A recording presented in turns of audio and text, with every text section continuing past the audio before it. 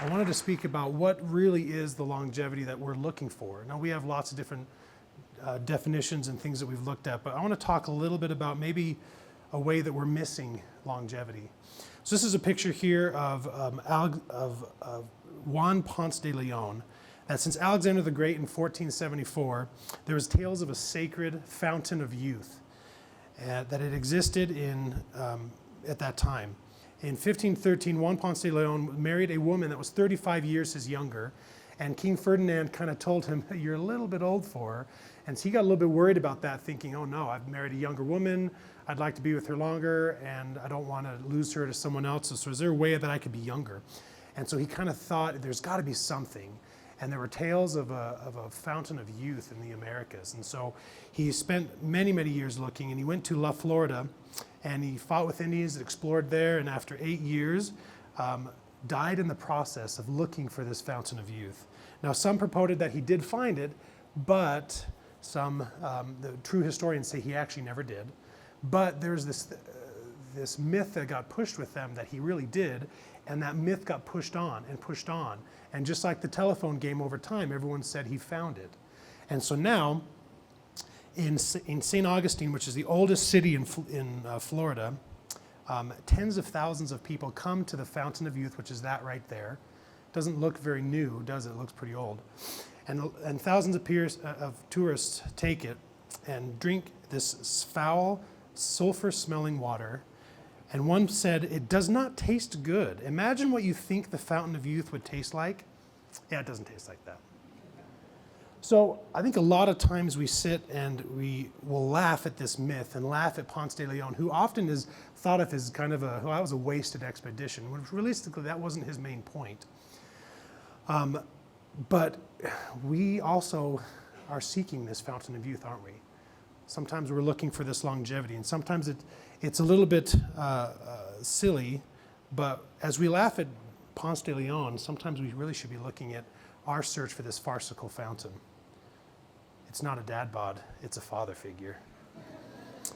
And you can see the amount of money that we spend on longevity and these Fountain of Youth products is kind of silly. This ad is not claiming to be the Fountain of Youth, but is as close as you can get. Or realistically, don't look for the Fountain of Youth, look for perfection. And surgery is the only way, right? So in orthopedics, we're seeing a lot more of younger patients want this life of longevity. We're living longer and longer and wanting to be active for longer and longer. So maybe the question is, are we really seeking longevity? Or are we looking for maybe a different word? So the main question I pose before you today is there an orthopedic Fountain of Youth? And ladies and gentlemen, I found it. Just like the Bone Bike, AI produced us the ultimate joint Fountain of Youth, made perfectly by orthopedic implants. Isn't it beautiful? Makes me want to cry. So if we have orthopedic Fountain of Youth, is it working? Are we doing a good job? Are we making are we meeting the expectations of people who are going to the Fountain of Youth? How are we doing? So in one data, you saw from Dr. Gillette talked about 90% patient satisfaction. There's a caveat to that. The original data that we discussed is actually 80 to 84% of patient satisfaction with the total joint replacement. So 80% of the time they feel really, really good, but 20% of the time they don't do as well. Is that good enough? So if 80% are satisfied, what are they satisfied in doing? So one study talks about that with those 80%, those who are returning to activity, 64 or 61% are actually returning back and doing what they want to do. So they're satisfied, but only 60% are doing what they want to do, with about a quarter not able to return to the activities they want to do. So is that good enough? And is there a better way that we could be helping these patients? Now, it would be remiss for me to not talk about robotics, because that's what I talk about. We've seen a lot of data actually bring that number up, which was Dr. Gillette talked about 90%, because he is a robotic surgeon as well. And we've seen that actually go up to 94%. But I'm not going to talk about robotics today. So here's an example of a 47-year-old, a 77-year-old, and another 48-year-old, all complaining of pain. Very different edges of this spectrum, but are looking for the same thing. Is it longevity? Is the 77-year-old looking to live to 120? Or is it the 47-year-old looking to live to 100? Or are they just looking for some relief? What do we counsel them? The 47-year-old, as they come into your clinic in therapy and chronic pain and chiropractor, in your internal medicine clinic and wherever, what are you counseling? The one on the left versus the one in the middle? Is it different? The one in the middle is more frail. Are you counseling against surgery? And how do we address this longevity for them? So a lot of times there's these barriers to entry when it comes to surgery. And a lot of it's because of some of these myths of like the fountain of youth, of what it actually is. And so when patients come and see us, they ask these questions. How long do the implants last? Am I too young? Am I too old? When should I get it done? Or, I've been told that now's the best time. I'm 60, and in 10 years I could be decrepit and not moving, so geez, I better get it now, right? Even though it doesn't hurt. These are some of the barriers that cause patients to not seek this fountain of youth that's potentially there. So as patients are often counseled against surgery due to these longevity of the implants, how long are they lasting? Most are told about 10 to 15 years because of the quality of the implants in the studies that we've seen before, but we're actually seeing some new data, so we're going to go over that a little bit here, help you guys answer that questions for your patients. One study in 2020 in Korea noted that total knees performed in patients in their low 60s, 97 to 98% of them are still intact and working without a second surgery at 10 to 20 years. Also, this specifically highlights the importance of cementless implants, meaning we're not gluing it like I talked about yesterday. There's a bone metal interface, so those go really, really well. And the importance of this being that these implants are going to have less chance of failure because they don't have cement bonding it together. So great, great data. What if you're younger? Does that data actually work as well? So in patients who are less than 55, which most of the patients that come into my clinic are usually told to wait till they're 60. I've had some that are being told to wait till they're 30. But what are they waiting for? At 10 years, we're seeing 90 to 98% survivorship. At 20 years, 86 to 97. So potentially a lot better than we were expecting. So great, that's knees. What about hips? At 35 years, we're seeing patients who have a well-placed hip implant, only a 10% reoperation rate at 35 years. Significantly improved over time. Are we potentially not giving these patients the relief that they need? Now, there's some data to suggest it's not that good, that it's only about 77% at 25 years, but still, great, much better data than what we've been told in the past with these myths. So understanding that data, does that change your mind on how you talk and discuss it with these patients? The 47-year-old versus the 77-year-old. Let's go back and look at those studies a second ago. Maybe we missed part of it. When we looked at this one that talked about 85% satisfaction, we missed this other part of the study that said, hey, but 91% of those patients had quality and improvement in life. So maybe they weren't back to running and doing marathons like they used to do, but man, they were happier and their quality of life was better. On this example here, you can see on the left that they're very satisfied, anywhere between 70 to 76%. Not just they were okay, they were satisfied, they were very satisfied. That data goes up to that 94% with robotics like we're talking about. And then on the one on the right, you can see a lot more are saying that their improvement is significant. A double take on this hip replacement one that was at 35 years of not having a reoperation rate, satisfaction was huge. In fact, this was dubbed as the most impactful surgery of all time. The quality of life and impact that this makes with these patients that are they just want to walk. They just want to get around. And their Harris hip score, which is a measurement of their quality of life impact, was significant. But is there a cost of doing surgery in these patients a little bit younger? So in those who've had it who are less than 55 years of age, they do have a potentially twice chance likelihood of needing a reoperation rate within the first 2 years.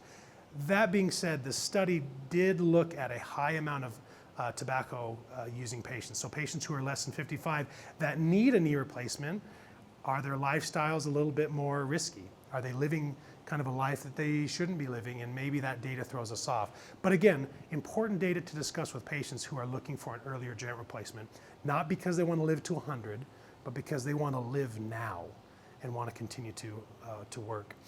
The best age for total knee, a patient will ask that often. They'll say, what's the best age? This is one study that's often quoted, that the best age to get a knee replacement or a joint replacement is between the age of 70 to 80. That seems like we're missing a whole bunch of patients if we're just doing that. But here was the reason, And I think this is the importance of understanding studies, knowing what the study means.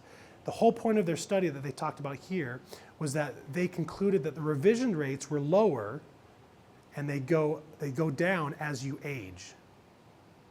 Well, duh. As you get older, you have a higher chance of dying and a less risk of needing another surgery, right? So that doesn't necessarily apply. But the idea is there, understanding that reoperation, complications, and the chance of outliving their implant is higher as you age. That doesn't necessarily mean we should be missing some of those other patients. In a study in 2020 that showed 84% of patients less than 65 were satisfied after 2 years, with satisfaction being as high as 93% at 10 years. The key thing there is that they noted large improvements with physical, mental health, and quality of life. It was equal to those greater than 65. So as we are biased against our young patients, are we missing out on those that could be getting benefit of having that joint replacement a little bit sooner? The big thing we counsel patients on is a higher chance of revision. And I think as long as we understand that and our patients understand that, and they're part of our team, as we discuss that with them, we're going to make the right decision for our patients. What happens in patients who have younger surgeries, less than 60? There's no difference in their revisions, and that goes back to the aseptic revisions, meaning having surgery because of infection. No, that doesn't apply. Those who have revisions because of poorly placed implants or loosening is no different if you're younger or older. And that's the biggest concern is, if you have this done earlier, is it going to loosen over time? Data suggests it doesn't. And I would also add the Dr. Evo there, with our robotics and our precision of our cuts and putting the implants where they should go, the data is already coming out showing that cementless is good. So what's the best age for total hip replacement? Less than 55, patients are saying that their pain is worse than those who are over 55. When they're completed, their pain is still higher at first, but then over time is no different. But the importance is that their outcomes show improvement and their quality of life is significantly higher than those who are over the age of 55. So in these patients, what is their future? These patients were told that they were too young, or worried they were potentially too old, and that the risks were too high. How do we counsel them? So I'm going to show you some real-world examples of patients that have dove into this fountain of youth and seen some benefit. This is a 60-year-old patient who was running marathons for over 20 years, was hoping to continue running with the MRI as you see above, with complete cartilage loss, and he was no longer able to run during doing the activity which he lives for. The first surgeon he saw told him that he told the surgeon he wanted to continue running, and the surgeon said no, and that he couldn't do that because of the risks of aseptic loosening. But he had different values and different goals. We discussed the findings that I discussed above, discussing that there's more wear with running, that the quicker it would wear out quicker, and he said this as his favorite quote: "Life's journey is not to arrive in the grave safely in a well-preserved body, but rather to skid in sideways, totally worn out, saying, 'Whoa, holy crap, what a ride.'" Now he covered that up. This is actually me taking a picture from his phone. That's what he used.